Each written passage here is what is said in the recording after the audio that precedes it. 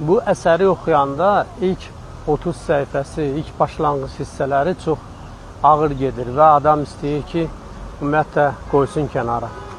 Amma sonradan sanki bir möcüzə baş verir və sən əsərin təsiri altına düşürsən.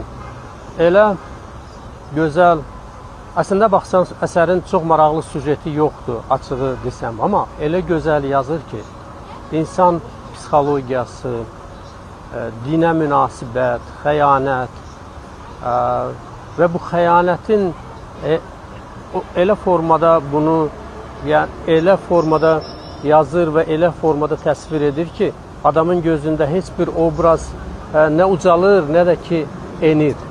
Əslində baxsanız, əsərdə 3 qəhrəman var.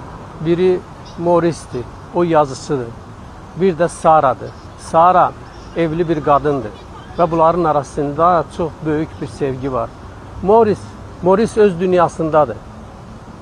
Yalnız yazılarına başı qarışıb, əsəri dram teatrlarında qoyulur, yeni əsərləri çap olunur. Bir tərəfdən də müharibə, binalar dağılır.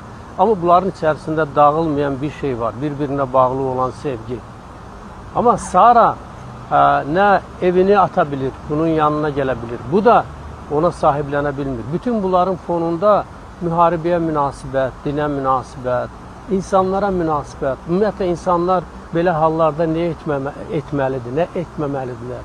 Bütün bunlardan bəhs edən çox təsirli bir romandır. Mən Grimdən ilk dəfədir belə böyük həcmli bir roman oxuyuram və indi başa düşürəm ki, niyə o bu qədər populyardır, niyə bu qədər ingilislərin gözündə, Britaniyada çox oxunan bir yazıcıdır. Hətta Sovet dövründə də çox oxunan bir yazıcıydı. Məsələn, o dövrdə çox oxunduğuna görə mən həmişə ondan uzaqda dururdum. Nə yaxşı ki, bu əsəri oxudum və şiddətlə sizə də tövsiyə edirəm. İnsan psixologiyasının dərinliyinə enə bilən və onu sanki bir qazıntı aparan o psixologiyada bir roman oxumaq istəyirsinizsə, mütləq şəkildə bu kitabı oxuyun.